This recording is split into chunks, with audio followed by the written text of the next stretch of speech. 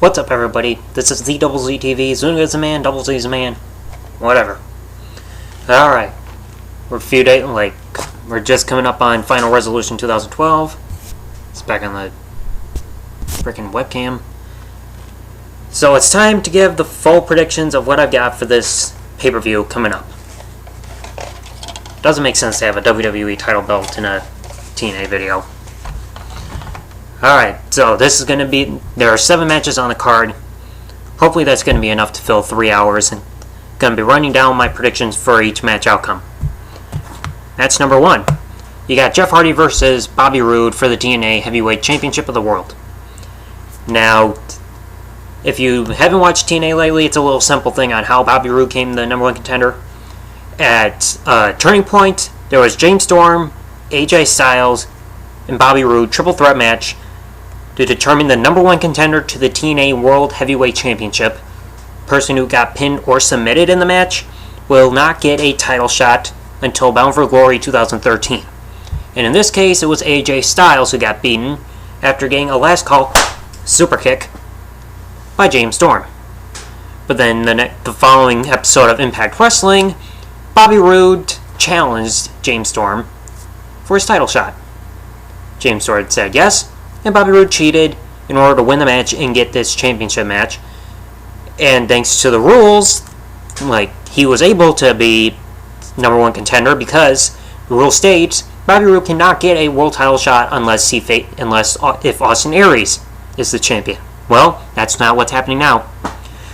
So with this one, as anybody knows, Jeff Hardy's contract is expiring in February or March. Right now we're in December, so I think still to keep Jeff Hardy happy, I think TNA is going to keep the World Heavyweight Championship on him for still a little while longer. Plus, that whole it factor thing for Bobby Roode, it factor or spit factor or shit factor, hit factor, whatever. I mean, it just seems like Bobby Roode's trying to be the next Triple H. I mean, they do have the same hairstyle now. Match number 2. For the umpteenth time, we get AJ Styles versus Christopher Daniels. This has been spanning back for a long time. I mean, they've had God knows how many matches against each other over the last few years. We saw Daniels and Kazarian try to blackmail AJ with this whole fake scandal with him and Claire Lynch. Almost forgot her name because, well, she wasn't any of importance to the company. So, after that, they went through a last man standing match. AJ won. Very intense match. And now, they said they want to have this match one more time. And I have a feeling this one's definitely going to come in Daniels' favor because with AJ not getting the title shot, this is a way to get him too distracted to focus on the match. He'll slip up and Daniels will finally get a win over AJ. Because, I mean, I had predicted that this whole not getting a title shot thing for a year was going to affect AJ, his mentality and stuff like that. Or at least I predicted it through Facebook. So I think that's going to be the downfall of him through this match and give Daniels the win. Match number 3, we got Tara versus Mickie James for the Knockouts Championship. Now, Mickie James finally came back a few weeks ago, finally recovered from surgery that she had to have on her leg. And she won a Knockouts Battle Royal to become #1 contender. And we've seen this, these kind of matches between Tara and Mickie James, even spanning to probably a few back in WWE. Now we got the Knockouts Championship on the line. Seeing how fast Mickie James has been trying to rise and get over, get the crowd back behind her, I still don't think it's quite enough for her to be more over than Tara and be given the championship yet, so I think Tara will retain the title because she's on a good wavelength momentum for being a heel and being the champion. Because, I mean, she turned heel not too long ago, so to turn her heel, give her the title, and then drop it about a pay-per-view or two later just really wouldn't work. So I think Tara's going to retain. Match number 4. We got the Tag Team Championships on the line. Chavo and Hernandez versus Joey Ryan, a.k.a. the Progressive Savings Guy / longer hair version of the father from Napoleon Dynamite, teaming with Matt Morgan for the tag team titles. Now, Joey Ryan, he's been causing chaos over in TNA since Al Snow was the main guy that said, no, you're not going to get a contract here in TNA, you lost your gut check thing. Then, like, he was causing chaos constantly, coming back to the Impact Zone, giving everybody a headache.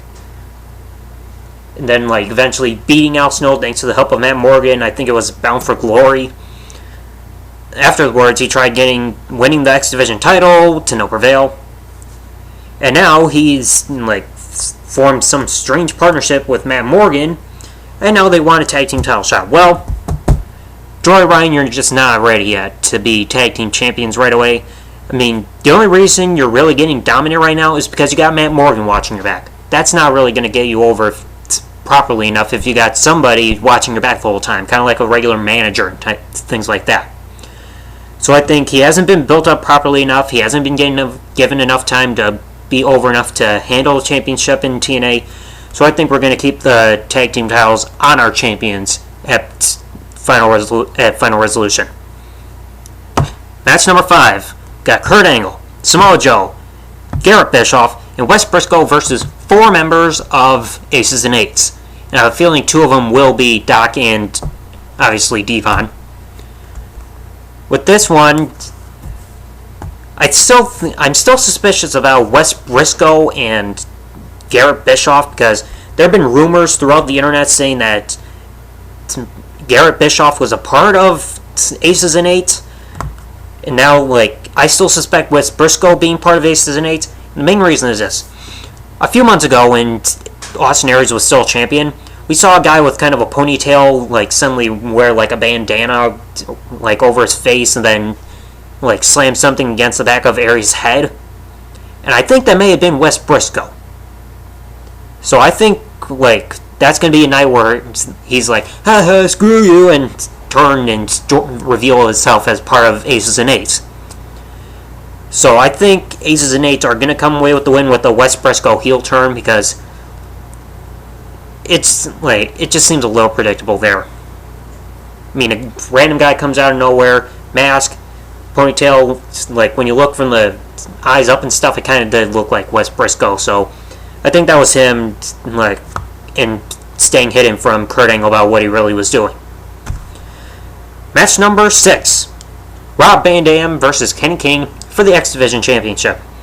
Now, we've seen Kenny King get a title shot before. He didn't quite get the job done when Zema Ion was champion. And RVD just won the championship, like, last month.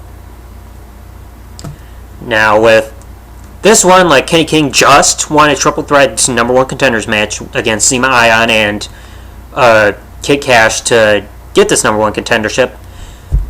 But, like, I don't think Kenny King's quite there just yet. Still. I mean, I know it sounds a little repetitive, and I predict all the titles are going to be remaining with the champions, but I just don't think, like, this is the right time to put the strap on Kenny King yet. He hasn't had enough matches and hasn't appeared in TNA regularly enough to try to get over with the crowd and show that he's X Division Championship material. I mean, one moment he's there, then he appears another month or two later. It's just not time to change titles to Kenny King yet. Match number 7. This one has been stemming over the last few weeks. Austin Aries versus Bully Ray. We've seen this match before. I think it was Slammiversary. No, wait. No, that was Samoa Joe and Austin Aries. It was just, like, not too long ago where we saw these two against each other and Aries made Bully Ray tap out to the last chancery. And this whole feud has reignited over controversy saying that Bully Ray is hooked up with Brooke Hogan. Excellent choice. And now, like, Hogan's getting ticked off and suspicious and wanting to know the truth. Both men have been pushing each other for this match, and then just this past Thursday night on Impact Wrestling, Hogan said, "You got the match." But with this one, I still feel like, yes, I am an Austin Aries fan, but, well, obviously I think Austin Aries is going to do it because he's the greatest man that ever lived, more athletic. And plus, it's still a little confusing on whether, like, Bully Ray's a full face or kind of a tweener, because he was doing great as, like, a dominant heel monster type of gimmick when he was a heel. Then Aces and Eights started up, he was like, it almost like he's been drifting in the middle, like, for what his character status is. So with his current character, it's too confusing to know if he's a face or a heel or a tween or any of that stuff. I still think Austin Aries is going to come away with another win on Bully Ray.